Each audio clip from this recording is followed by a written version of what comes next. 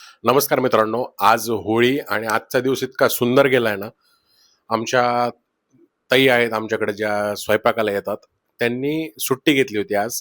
पण त्यांच्याकडे त्यांनी पुरणपोळी केली होती. त्याच्यामुळं आम्हाला त्यांनी पुरणपोळी डब्यामध्ये पॅक करून प्रत्येकाला 2-2, 3-3 पुरणपोळ्या आणि त्याच्यासोबतच कटाची आमटी ही त्यांनी डब्यामध्ये पाठवली. अतिशय चांगला स्वयंपाक आणि खूप प्रेमानं स्वयंपाक त्या बनवतात.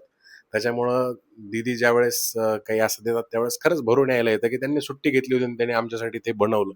त्यानंतर आम्ही गेलोत होलिका दहनला श्री स्वामी समर्थ केंद्रामध्ये. त्यानंतर इतकं तिथं भरभरून असा सकारात्मकता आपल्याला मिळते, की आपण कोणतंही काम आनंदाने करू शकतो.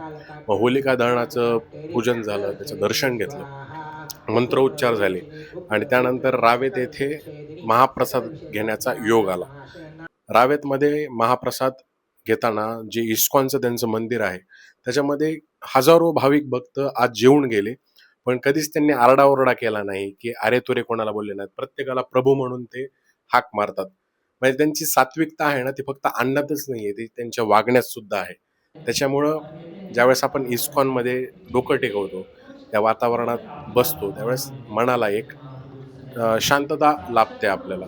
आणि खरंच प्रत्येक मंदिरामध्ये जर असं झालं, महाप्रसाद ज्यावेळेस असतो, गोंधळ वगैरे नाही झाला, तर मनाला पण चांगलं वाटतं ते अन्न ग्रहण करताना. आज होळीच्या पवित्र दिवशी अतिशय सुंदर असं सर्व पाहायला मिळालं. त्यामुळं मन भरभरून आनंदात वाहून गेलं. धन्यवाद मित्रांनो. जय हिंद, जय महाराष्ट्र.